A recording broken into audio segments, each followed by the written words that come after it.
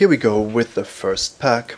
The rare is Cold-Eyed Selkie, which is quite nice if the opponent has islands and if you can pick up a Bone Splitter or two, but it's not really a first pickable card. Path to Exile and Flicker Wisp are among the strongest cards in this pack, and Avian Changeling is actually quite the competition for two cards that are already pretty good, but not that synergistic. Avian Changeling being better because it works in Rebels and Giants and Fairies and whatnot. Blight Speaker, another Rebel card, and then just a bunch of mediocre commons, I would say. I'm going to pick Path to Exile here. Flicker Wisp is nice and you can do some sweet stuff with it, but having an unconditional removal spell with almost no downside that only costs a single white is pretty much the best you can ask for. Very happy to pick Path to Exile first every time. And here we see that the rare is missing. There's a foil in every pack, so this time it's Dispeller's Capsule. Metamorphose is very good in Storm and just very average in everything else. Take Possession, it looks good, but a lot of the creatures come with additional abilities, like enters the battlefield triggers or other advantages, and then you can't really take control of the whole creature. Just look at Cloud Goat Ranger, for example. Take Possession is still not bad, but it does cost 7, which is a bit expensive in my opinion. I'm not sure what I like here. It might still be the pick because the booster is rather weak. There is an option to just pick Giant Dust Wasp, but in white-green I would much rather have the Thalids overall. But I want to know that Thalids are open before a second picking a Thalid Shell Dweller.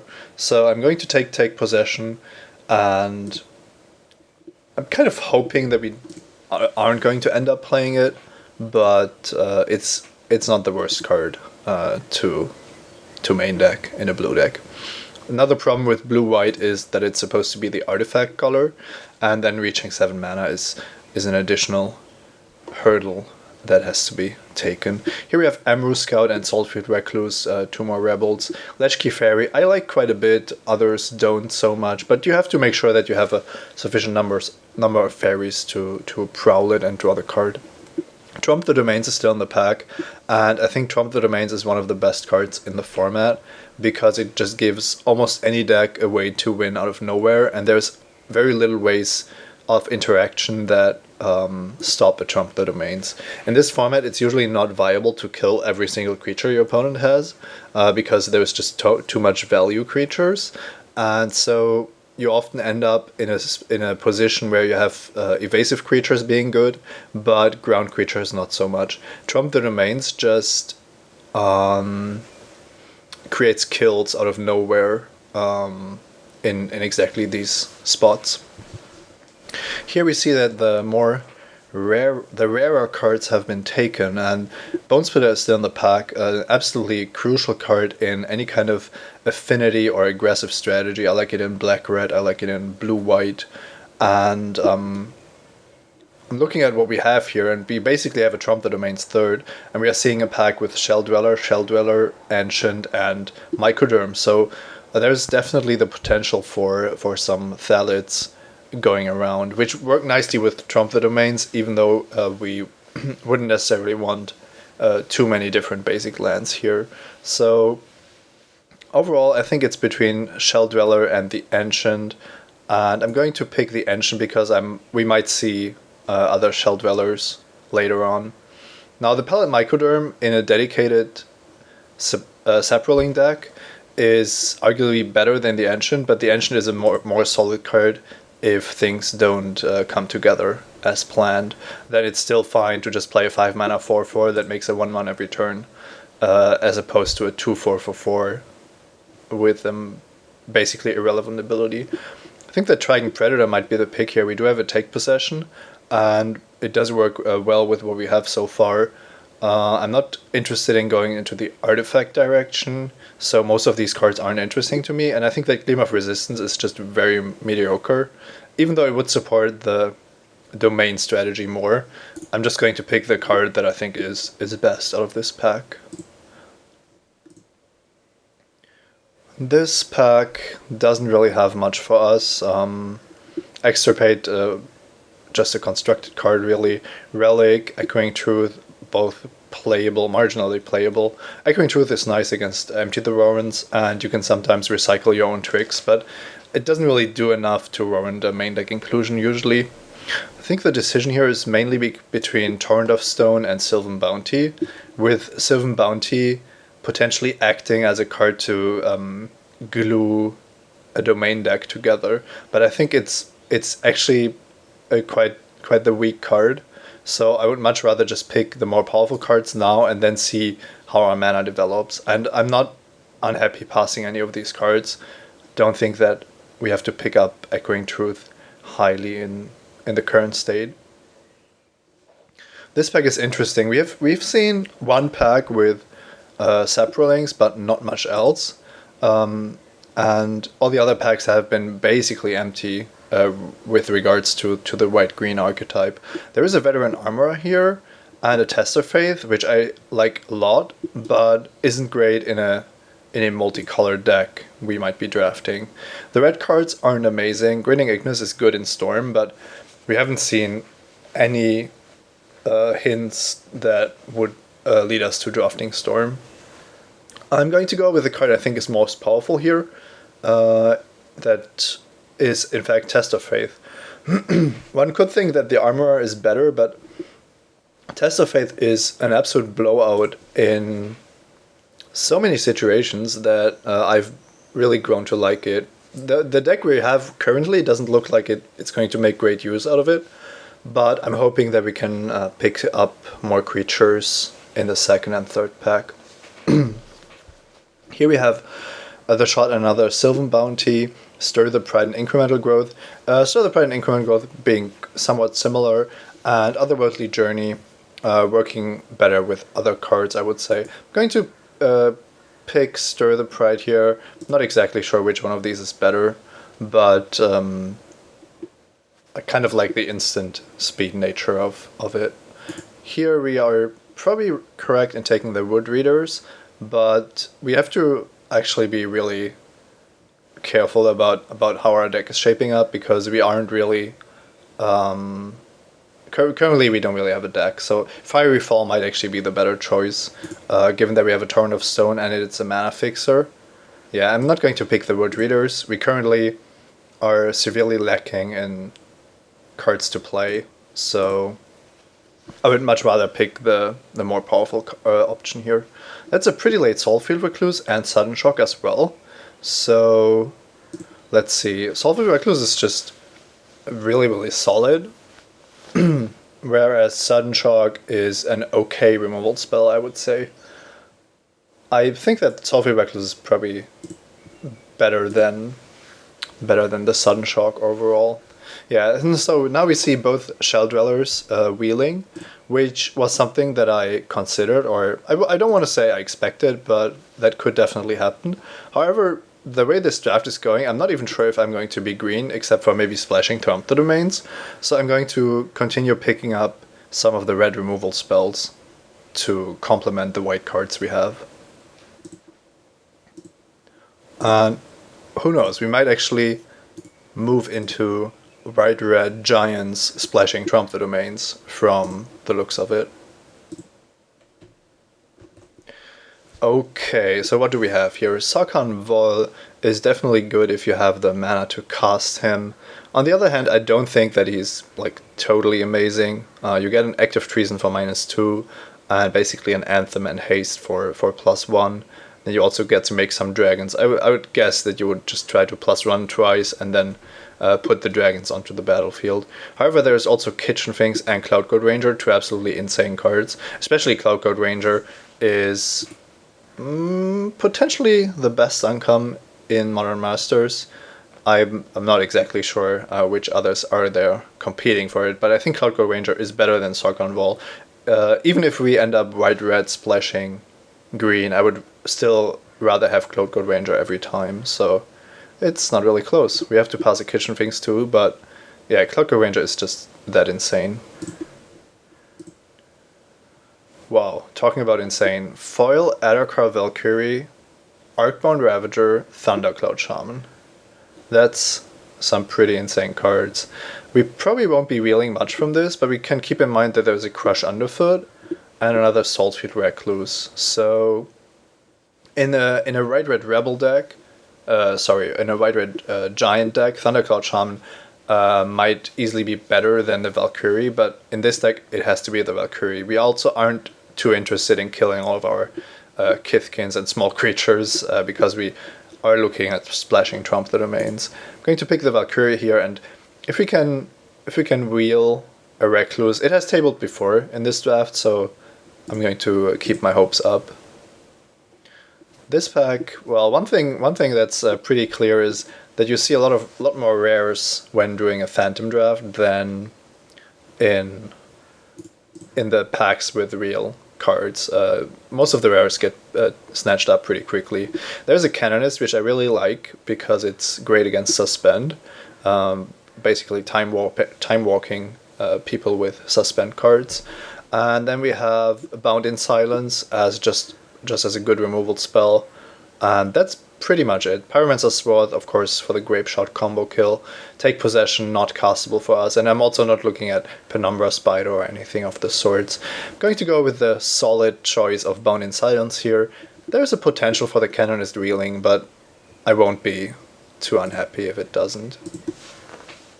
At this point, we can actively look for Rebel Searchers because we have Bound in Silence, which is a tribal enchantment Rebel aura, and a Saltfield Recluse already, so two nice cards to search out. Here Saltfield Recluse is better than Sanctum Gargoyle and Ambrose Seekers, mostly because we aren't looking to be too aggressive. With our late game of Cloudcode Ranger, Valkyrie and Trump the Domains, we have the luxury of going for a bit more of a defensive approach. Kind of sad to see these Imperiosaurs going around, but I didn't really see an option to go into green. I tried to take it, and then the green cards just stopped coming. Which does mean that we are just solidly in white and quite open with regards to what we are going to play. Here we have Thallid Germinator, which is a potential splash card.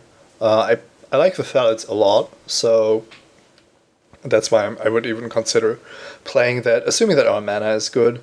But there is both Sense Enlistment and Sting Scourger for us as options, and as weird as that sounds, Sense Enlistment is a card that I actually like because it prevents you from flooding in the late game, and it's great with Stir the Pride and Trump the Domains. It also provides Kithkins for Cloudcode Ranger, so I'm going to go with the Enlistment, which is probably a pick that not many people would make, but I've seen this card do more than what it looks like at first.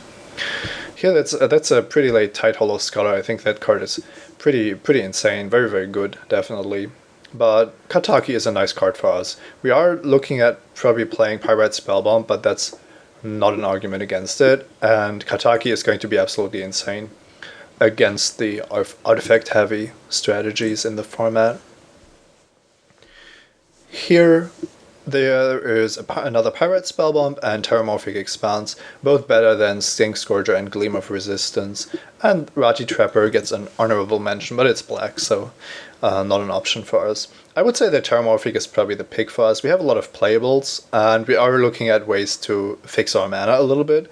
We are going to be mainly white, but we want to splash red and green. So having a little bit more fixing in the form of lands is going to be valuable, especially because they aren't going to clog up our deck and draw us and make us susceptible to flooding. Another Torrent of Stone is a solid pickup, another removal spell that I'm happy to play. Party Dragon is very, very bad. You can cast it for 6, but even then it's not really... Well, it doesn't shape up to be very good just because of the high power level of the creatures and the removal, basically everything. So yeah, Party Dragon not a card I really like. And this might just be Ambrose Seekers, just a boring rebel at this point. Empty Thrones isn't the card for us, and Fury Charm isn't all that interesting. So I'm going to pick the Seekers, and now I'm really looking to pick up a Rebel Searcher. Especially with the third Saltfield Recluse, I think we just slam that, and quite happy about that. Pyromancer Swath is a card that we could potentially hate draft out of this pack, but Blind Spot Giant, well, let's see. No, Blind Spot Giant doesn't have a realistic shot at making this deck, so we can just take the rare that potentially kills us. Echoing Courage is kind of nice as well, but probably can do without it. Skyreach Manta might make our deck if things happen to work out. I don't think we are going to be Dragon Storming, so let's just pick the 5 drops here. I'm of course not looking to go into 5 color anymore at this point, but who knows, crazier things have happened. Okay. We can start hiding some cards. I don't want to hide too many because, as I said, there's still some things that can happen. But we do want to get a better idea of where we are with regards to playables.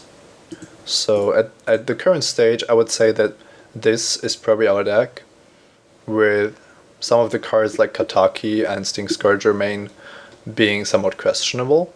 So this is 19 cards, meaning that we can be quite picky about which cards we still want to include in this deck. And if anything, we should check if we have enough fixing for Trump the Domains. But one thing to keep in mind is that we don't want to splash Trump the Domains off of Vivid Lands, for example. So cards like Terramorphic Expanse, the Fiery Fall would be good for that. Okay, pack 3. We have an Engineered Explosives, which I suppose is going to be very good against us, especially with our token making, but I've already spotted an Amaru Scout. Let's just check the red cards real quick. Tar Pitcher and Murderous Redcap, both very good red cards. Redcap would even be good in our deck. We do have the Recluses though to neuter it if our opponent should play it. There's quite some red cards that we would like to wheel out of this pack, but I believe Amaru Scout has to be the pick here. Gives us another good 2-drop, and then we can just tap 4 mana to get one of our 5 Rebels into play for free. So yeah, that's basically exactly the card we are looking to pick up at this stage. Also, we aren't in black, so the black Rebel Searcher isn't going to be an option. So that makes it even more worthy of a pickup. Another pack that's full of good cards. Chalice of the Void is a constructed card, but Electrolyze, Marsh Flitter, Plume Veil, Rift Bolt, Terramorphic Expanse, Blinding Beam, and Errant Ephemeron are definitely very, very powerful. We could still consider splashing something, but I would be more interested in getting this deck as good as possible, and then we can still think about playing another basic type to make Trump the Domains better than Overrun, actually better than Overrun. Given how many good cards there are in this pack, we could just pick Terramorphic Expanse, trying to wheel either Blinding Beam or Rift Bolt or Plume Veil or Electrolyze, but I think Rift Bolt is sufficiently better than Terramorphic, and our mana isn't looking bad currently, that I'm just going to take another removal spell, I feel like. And then there's still a good shot at wheeling Expanse or Blinding Beam. If we had Avian Changeling, which is a giant as well, then Kithkin Greatheart would also be an interesting wheel out of that pack.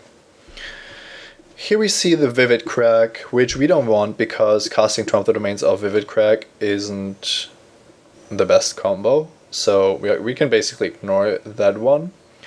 And that leaves us with Torrent of Stone and Blight Speaker as the options. There is an argument to be made that we want to be playing a Swamp, for example, anyway, a 4th basic land type, so including Blight Speaker wouldn't be the worst idea. It would also mean that if we have an Amaru Scout, we can search for Blight Speaker first, and even if we don't have a black source, or especially if we don't have a black source, because we don't want to have the potential for the dead draw. Given that we have 2 Torrent of Stones already, and our Rebel Chain is probably one of the best things our deck is capable of. I'm going to be a bit greedy here and take Blight Speaker over Torrent of Stone. Hopefully we don't get punished for that. Now, I talked about Blinding Beam earlier, but our deck is shaping up to be more and more controlling, so I'm not looking to pick up tempo cards at this stage. Here we do have Gleam of Resistance, which I did put down a little bit. Now that we have more creatures with tap abilities, it has gone up in value, and the basic land cycling ability has gotten more important as well, thanks to Blight Speaker. So the decision is between the Land Cycler and Epocrisite, really. But Epocrisite doesn't really amaze me. It is another good roadblock in a defensive deck, and then you get a 4/4 out of the deal, which certainly isn't bad, but we don't have any cute tricks with it. We don't have a Flicker Wisp, and it isn't how our deck is going to function most of the time. So I'm going to pick Gleam of Resistance here, and I'm actually quite happy about it. Let's see. This pack has a few interesting cards. There is a second Test of Faith, but a second one is definitely a lot worse than the first one. You almost never want to draw two, you just want to have one in your deck for the blowout potential, basically. I think Veteran Armor is the best card here for us, and there's an argument to be made for Hammerheim Deadeye to bring it in against a flyer heavy deck. On the other hand, we do have Riftbolt, Bound in Silence, Torrent of Stones, and Path to Exile, so we have so much removal that we don't really have to prioritize cards like that. I'm not even sure if the armor is going to make our deck in the end, but it's a very solid 2-drop. And here we actually have the shot at a third one, competing basically just for Pyrite Spellbomb. All the other cards aren't interesting for us. I'm going to take it. The more armors we have, the better. And I can easily see cutting War's Rage and Sting Scourger for armorers. And we also don't have to play all of the expensive cards. Even though Sense Enlistment does get better the more armorers we have. But with the Rebel Chain, there is actually much less of a danger of flooding than I previously thought. This pick is somewhat interesting. Brute Force, Mock War Marshal, and Sense Enlistment are the cards in our colors, and Fairy Macabre would be a sideboard card against Reanimation or a Revelark shenanigans. I actually think that Mock War Marshal is like the typical best card to pick here, but I'm not even sure how good it would be in this deck, because we don't want to be playing a lot of red sources, so having the red 2-drop with Echo is quite costly. I'm going to go with the Fairy here, because I have the feeling that it adds the most to the deck compared to the other cards. We have the shot at picking up a Scholar here, making the mana a little bit worse, but giving us another great card to include in our deck. So once again, the argument for a second Test of Faith I just don't see, so Scholar it is. And this is the pack we started with. The powerful Tar Pitcher still in the pack. Tribal Flames, definitely not a bad card given how our mana is shaping up, but now Vivid Crack is a very welcome addition because it does provide white early on in the game, it does cast our removal, and also works with the black cards we've now picked up, so a fixing that doesn't occupy a land slot is basically insane. That's a very late Marsh Flitter, and I really want to have it. It's basically a one-man army, just like Cloud God Ranger, and it does mean that our mana is going to be even worse, and that might have been the pack where Terramorphic Expanse was supposed to wheel, but I'm not going to pass upon such a great card. And Terash's Grasp for the sideboard, definitely not bad. Festering Goblin, we don't care about the other cards. And this is interesting. Hammerheim Deadeye or another Terash's Grasp. I have a feeling that our deck has more trouble against powerful artifacts than against flyers, so I'd rather have two Terash's Grasp, which does happen to be an arcane spell, which is an interesting detail. So if you ever have, for example, Torrent of Stone and a bunch of mountains, you can splice it onto Terash's Grasp. Okay, deck building is going to be interesting. We need to cut a lot of cards, but we also have to make sure that our mana is going to be stable, which is probably going to be the weak portion of this deck, but I think we can probably figure something out. Okay, here we go. Let's start with the white because we just have the most cards, and then we can easily cut some of the cards. Some of them are sideboard cards after all. So we have a nice package against artifacts, which I like. I like Gleam because of the mana fixing, but Stir the Pride is probably the first card to go. If we decide to play it at Trump, then Stir the Pride is just too similar to Gleam of Resistance and Trump the Domains that we don't really want it. I'm not going to go with Sting Scorcher. We can board that in against decks with a lot of suspend creatures or auras, but I don't think that we really need it. And that allows us to basically only play 4 red cards and maybe the Pirate Spellbomb. And that should leave enough room for Blight Speaker, Marsh Flitter, and Tide Hollow Scholar.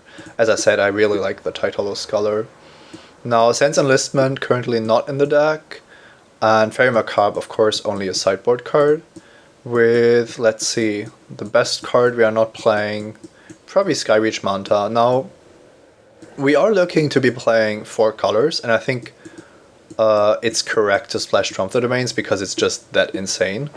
But Skyreach Manta is only good if we have all 4 mana, so that's a huge difference. And I'm happy to leave those in the sideboard, also for considerations of having a low mana curve.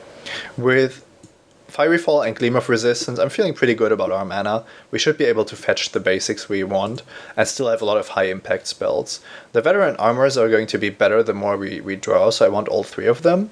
And even though a lot of our spells are cheap, we have a very low danger of flooding because of our 2 Rebels. So that does look pretty good to me. And it is exactly 23 cards with a Pirate Spellbomb and 2 Land Cyclers. Maybe a little bit too heavy on the cycling. We have to be careful not to flood, as I said. But with those cards at the top of the curve and the 2 Rebels, we hopefully can make that work. One could argue that Amber Seekers is more of a sideboard card, depending on if our opponent has white cards and or artifact creatures. On the other hand, white creatures and artifact creatures go hand in hand in this format, so there's a good shot at this just being an unblockable, tutorable 2/2 creature in, well, a majority of the matchups. It's a possible cut, but it's also like one of the few 2-power Rebels we can search out, so I'd rather keep it. This is going to be a very interesting mana base because we want the maximum amount of white sources, but we also have quite a few red cards that we want to cast, and almost the same amount of black cards that we need to cast. Trump the Domains, of course, is only going to be supported by a single forest, which is basically a given. Now,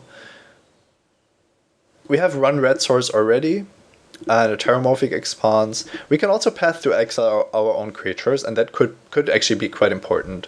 Getting an arbitrary basic land, or, well, any basic land out of our deck. I'm going to run Test of Faith. Like I said, it has been amazing for me, and I hope it's going to be good again. So, Vivid Crack, Terramorphic, and 2 Land Cyclers almost means that we have five sources for anything we want to cast, although that is a bit optimistic because sometimes we have to fetch something else, and Fiery Fall only works if we have drawn a red source already, and so on.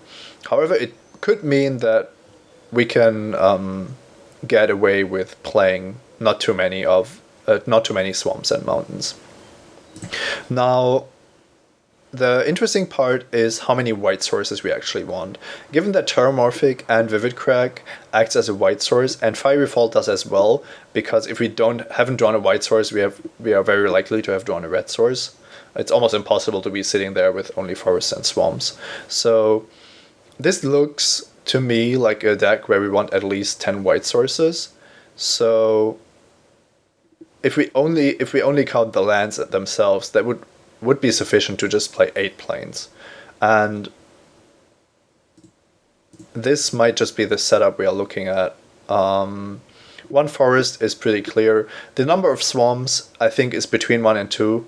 But if we play 2, we have a higher shot at just drawing one naturally. And then I want to have 3 mountains, so we have 4 natural red sources for 5 spells. And then we have Terramorphic and Gleam of Resistance to go up to 6. And that's, I think, that's the least you want.